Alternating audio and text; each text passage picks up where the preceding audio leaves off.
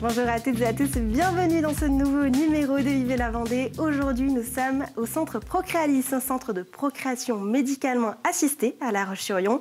Il y a justement une campagne nationale de l'Agence de biomédecine pour encourager les donneurs de gamètes. Donc les gamètes, ce sont des cellules reproductives qui sont soit mâles, spermatozoïdes, soit femelles, les ovocytes.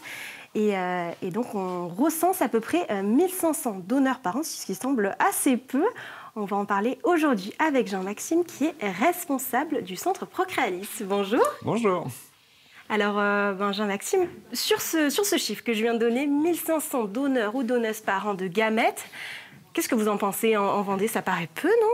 Eh ben, c'est peu, malheureusement c'est peu. C'est vrai qu'il y a beaucoup de demandes au niveau national, là, surtout depuis 2021 avec la nouvelle loi de bioéthique. Donc il y a un manque de donneurs en France, que ce soit donneurs de spermatozoïdes ou d'ovocytes. Donc c'est pourquoi l'Agence de la biomédecine sensibilise au maximum les personnes pour pouvoir donner leurs gamètes.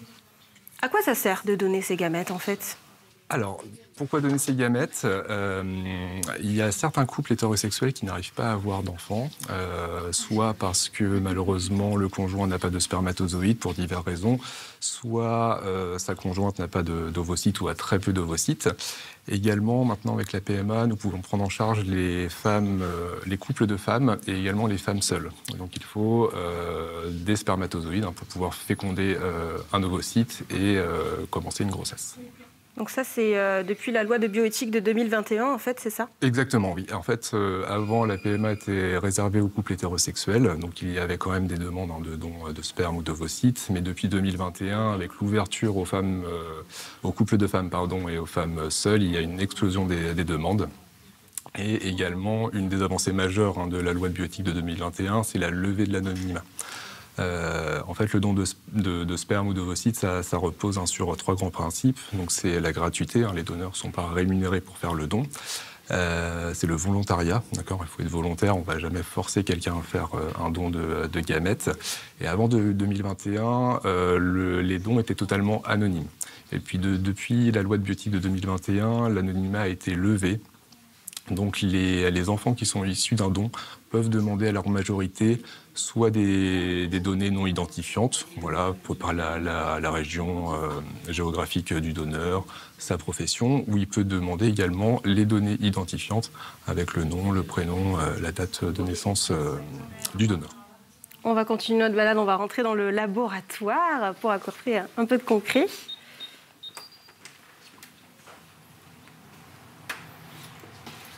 Alors là, on entre dans le laboratoire. Qu'est-ce qu'on retrouve ici en fait? Alors là, le laboratoire à Procréalis, on est organisé en trois grands secteurs. Donc le secteur de la spermiologie. Donc la spermiologie, c'est l'étude des spermatozoïdes. Avant une prise en charge, on va faire, c'est vraiment le premier bilan pour un homme. On va regarder s'il y a des spermatozoïdes, leur mobilité, leur numération, leur morphologie, et ça va te d'orienter les médecins dans la prise en charge des couples. Donc voilà, donc ici, c'est ici que ça se déroule. Vous avez combien d'hommes Alors là, nous actuellement, on fait à peu près 1800 spermogrammes par an, donc on en est à peu près à 7 par journée. Donc voilà, donc ça commence à être... Voilà. On est le seul centre de spermiologie en Vendée, donc c'est vrai qu'on draine toute la population vendéenne, donc on a quand même une grosse demande. Et puis on observe également depuis 1 ou 2 ans une augmentation du nombre de vasectomies. Donc les hommes viennent en fait ici pour contrôler leur spermogramme 3 mois après leur vasectomie pour être sûr qu'il n'y ait plus de spermatozoïdes dans l'éjaculat. D'accord, on va pouvoir continuer notre balade. J'ai vu qu'il y avait des grandes cuves qui m'avaient pas mal intriguée. Donc là, ça c'est le deuxième secteur, c'est la cryobiologie. Donc en fait, c'est la congélation des gamètes, donc spermatozoïdes, ovocytes, la congélation des embryons, et puis également on peut congeler des bouts d'ovaires. Voilà, dans les préservations de fertilité, parfois on n'a pas le temps de congeler des ovocytes, donc on peut congeler. En fait, on prend un ovaire et on va le congeler en le découpant en plusieurs morceaux, tout simplement. On va faire des fragments d'ovaires. Pourquoi faire ça, c'est-à-dire? Alors, en fait, une des activités de la PMA, c'est de la préservation. Donc, il y a la préservation médicale et la préservation non médicale, ce qu'on appelle la préservation sociétale. Donc, dans une préservation médicale, en fait, tout patient ou tout patient qui va avoir un traitement qui peut potentiellement altérer sa fertilité ou qui risque d'avoir une fertilité diminuée dans les années qui arrivent, on va lui proposer de congeler ses gamètes, donc congeler les spermatozoïdes ou les ovocytes. Dans certains cas, malheureusement, voilà, la chimiothérapie est très urgente, donc on n'a pas le temps de faire une stimulation pour faire grossir les ovocytes, aller à la ponction pour les récupérer et pouvoir les congeler.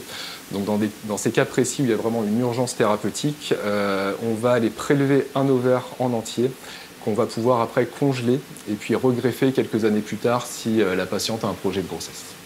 On parle de congélation, du coup je vois des chiffres moins 163 degrés. Il y a des températures différentes en fonction des... Exactement. Alors en fait, pour la congélation, donc ça se fait dans de l'azote à moins 196 degrés. Donc c'est vraiment très, très froid. Pourquoi? Parce qu'à moins 196 degrés, tous les processus chimiques sont arrêtés. Donc c'est pour ça qu'il n'y a pas de durée de conservation. On peut conserver les gamètes pendant plusieurs années, pendant plusieurs dizaines d'années, également les embryons.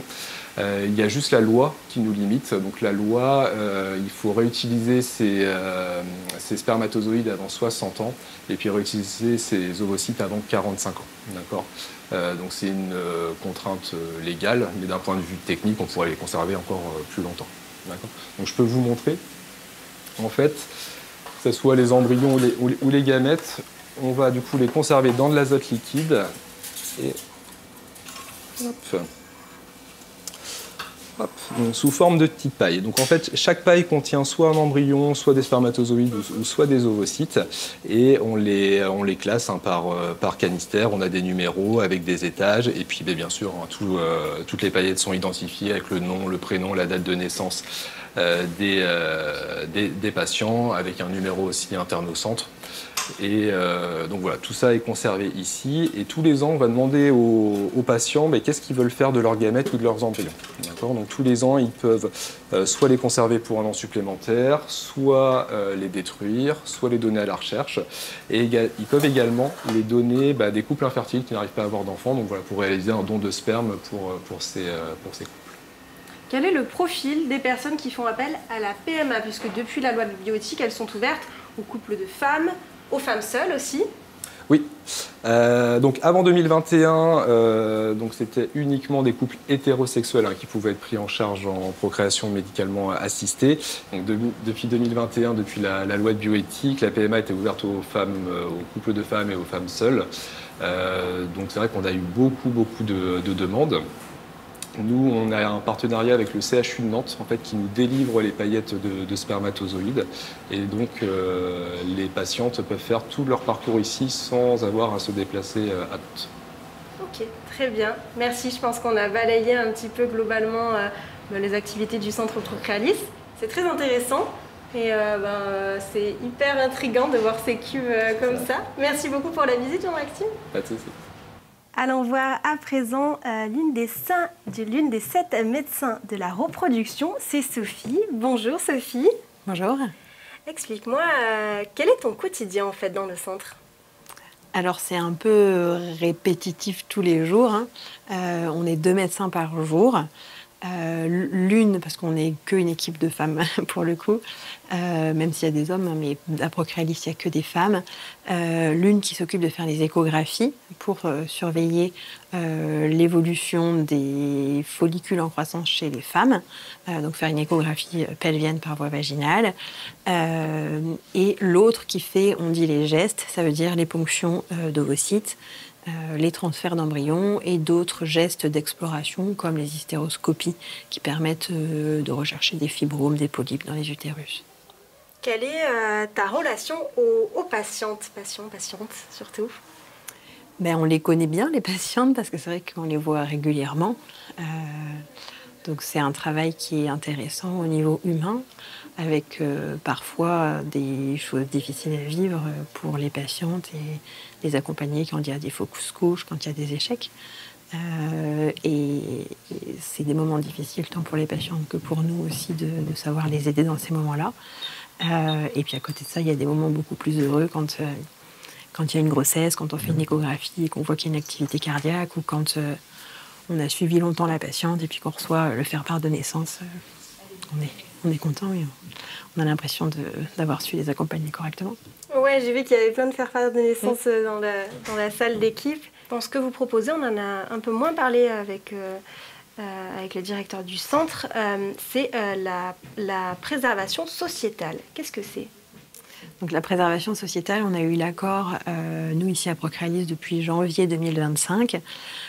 Et en fait, la préservation sociétale, c'est la possibilité qui est donnée aux femmes entre 29 et 37 ans de réaliser une congélation de leurs ovules. Pourquoi ? Parce qu'il y a une nouvelle loi qui est passée qui permet un peu pour rétablir entre guillemets l'égalité homme-femme aux femmes de préserver leur fertilité.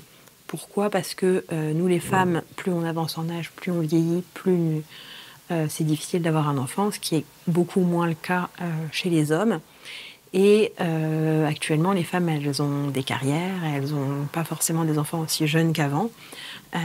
Et pour permettre aux femmes d'avoir malgré tout des bonnes chances de grossesse après 35 ans, elles ont la possibilité de congeler des ovules pour pouvoir les réutiliser plus tard si jamais elles n'ont pas le bon partenaire ou si leur situation ne permet pas d'avoir une grossesse à l'heure actuelle. Malgré tout, ces ovules donc, on pourrait être amené à congeler, on ne peut pas les réutiliser après 45 ans. Donc, c'est une aide, mais le fait de congeler les ovules, ça permet d'être un peu rassuré sur sa fertilité ultérieure. Ça ne garantit pas 100% des chances de grossesse, mais c'est quand même une aide qui permet d'espérer de pouvoir avoir une grossesse. Quel est le profil des femmes qui font cette démarche-là ? Peut-être en termes d'âge ou... Alors, il y a un peu tout. Là, actuellement, on a quand même beaucoup de patientes qui ont aux alentours de 35-36 ans et qui viennent un peu de toutes les régions de France parce que dans les autres centres de PMA en France, souvent, ils ont tellement de demandes qu'ils limitent la prise en charge aux patientes qui ont plus de 35 ans. Ils ne les acceptent pas du tout. Et ils ont tellement d'attentes qu'il y a parfois des délais de 2 à 3 ans avant d'avoir une consultation.